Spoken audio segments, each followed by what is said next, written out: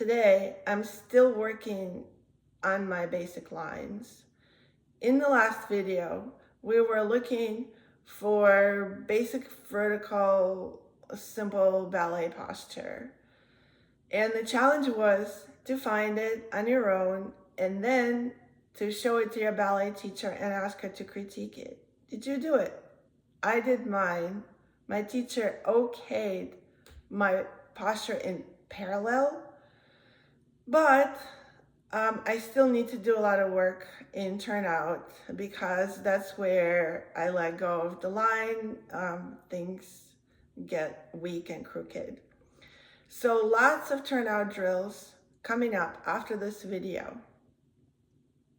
In the meantime, I still want to work on these basic lines, vertical and horizontal.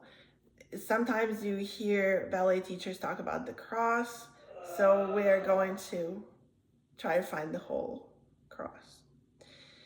If this is your first video, I always end every video with a challenge, and consequently begin the new videos with reporting on how I did on my challenge and checking in with you guys on yours. My videos are all numbered, so it's easy for you to see which video came before this current one in case you want to review and join in on the challenge. I would love that. So the reason I want to work on the lines very early in this series is that we find our source of strength for everything that happens in ballet. Ballet comes with its own power source, which is turnout, which is these lines and the muscles that are involved in them.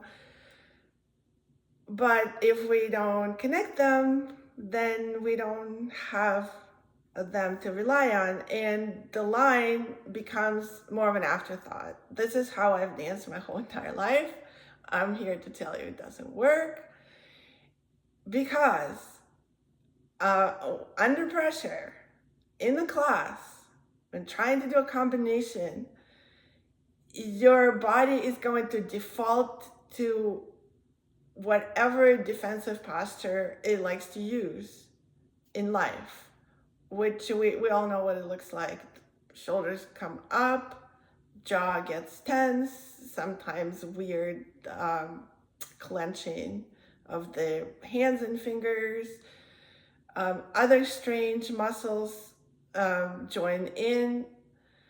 We feel it as stress, as tension, and we look also stressed and tense and not like we're having fun. So supposedly I haven't really quite mastered it, but really hoping to achieve it with these workouts that I'm sharing here with you. Supposedly, once you find that place of serenity, ease, and power, all kinds of magic happen. So, would you like to try it? Let's go. So I want to start on the floor again, just like we did in the last video. Today, however, I want to add another concept. So let's just quickly relax and find every part of the body that connects with the floor. Find that connection with the heels, the calves, the hips, making sure that your low back is relaxed in a natural position. There's a little bit of a lift, but not too much, and not the opposite of the lift. The shoulders are completely relaxed and spread on the floor. The jaw is easy, the forehead now we gently pull up the stomach muscles from the very bottom of the stomach up and in a little bit without tucking. So feeling the separation between the front, which is engaged, and the back, which is relaxed and easy. So this is what we've done already. This should feel familiar. Now, when you hear a lot about the line is that it's infinite, right? That the line goes infinitely in both directions. And so that's what we're going to try to achieve today. By doing the following, just like we would do if we were standing on the floor, we would push the balls of the feet into the floor to get up on releve. And from about this point down, we will be pushing into the floor through the entire length of the legs, right? Like actually feel the pushing that happens just above the balls of your feet, the ball of your foot on each foot. Feel the point of connection between the first and the second toe. Also feel your toes spread out, no toe crunching. And feel like you're pushing with the middle part of the toe. Feel like you're pushing that part that is usually elevated. Feel like you're pushing that part of each toe into the floor, which is right now is the wall that you're pushing against, or a piece of furniture like I'm doing. So this is what happens below the waist. Now, above the waist, there is a gentle line going up through the top of the head. So try to feel it in both directions. See how it feels.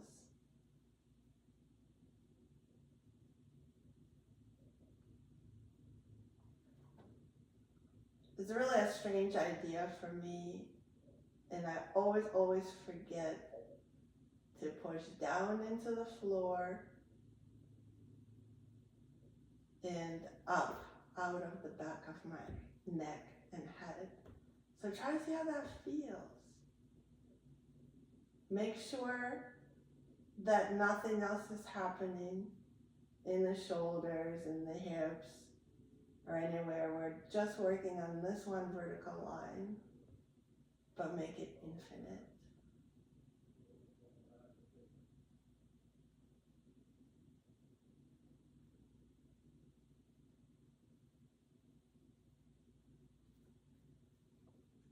I keep tensing my shoulders. I want to do that.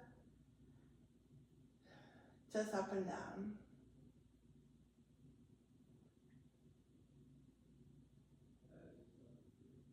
Relax the shoulders, please.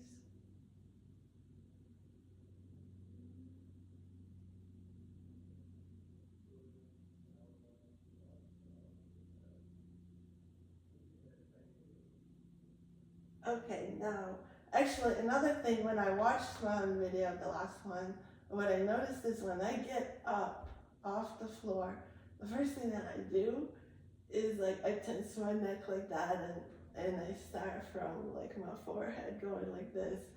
And that's a habit, again, that shows up when under pressure.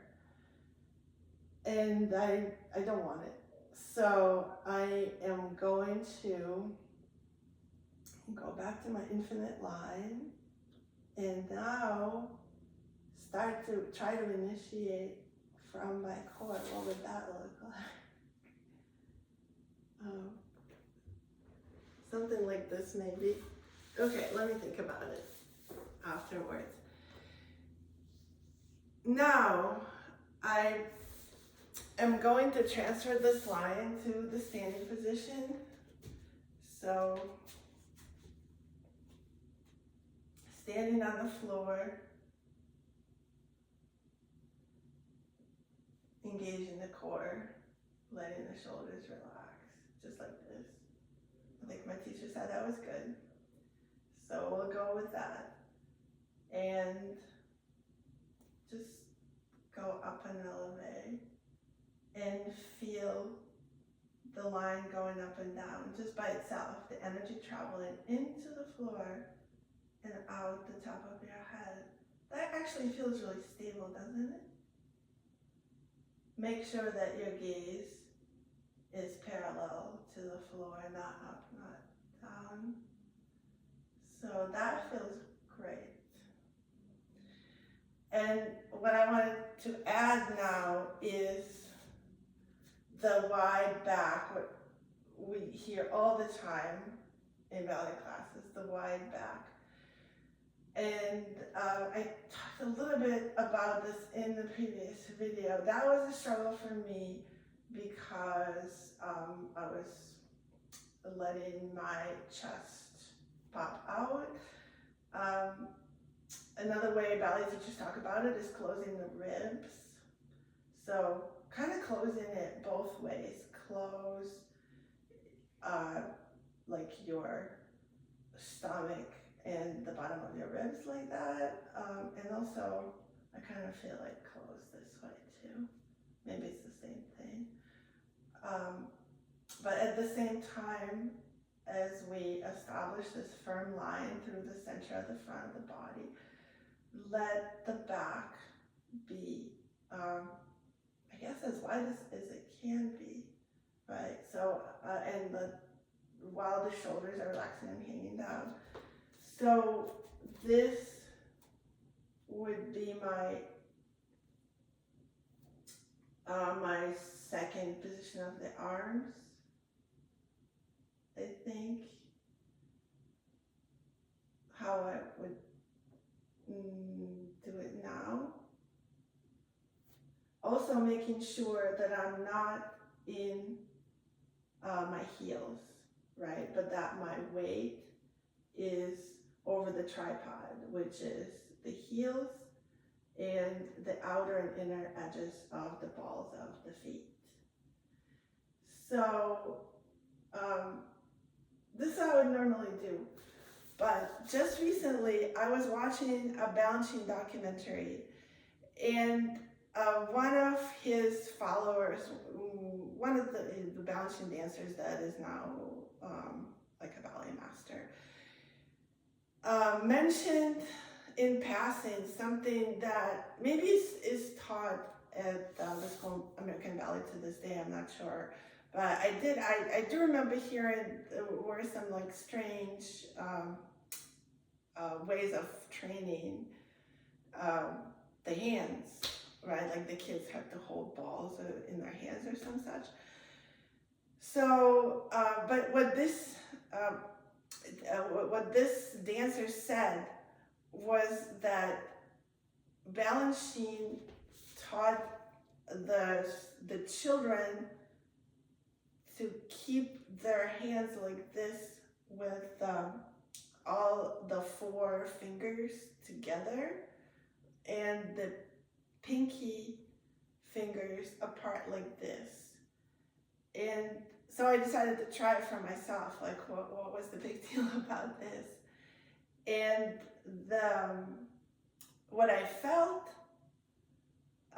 right away was that my shoulder blades got engaged, right? So like, see if this looks any better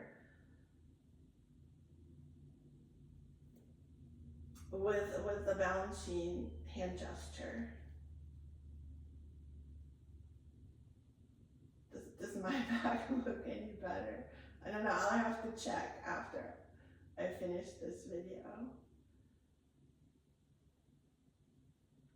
I do feel like my shoulder blades are engaged like from the bottom right here, and also my arms are engaged, which I guess is a good thing, right?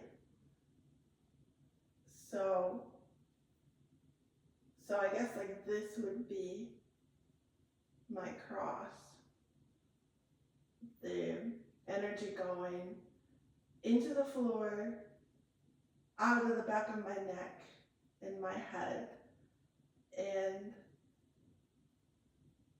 out of my pinky toes. Sorry, not pinky toes, pinky fingers in both directions. So, it feels like a little tense. Maybe I overdid it a little bit.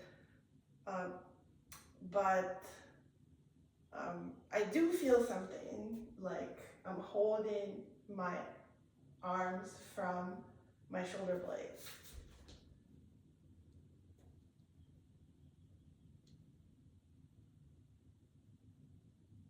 I don't know if I can try this in class, but while I'm doing this at home, and we will be doing some barre exercises here, I can try it with the Balanchine fingers and see if it makes a big difference. All right, my shoulders are really tense. I'm not sure what's going on there. So this is it. Now your challenge for today is going to be to find the best, most supported and natural position, the second position of the arms and your wide back, right? Like something that you can, take with you, like into your pirouette later on, something like that feels really good, really stable. Work it out. Talk to your teacher. Let me know what you find out. Thank you, and see you soon.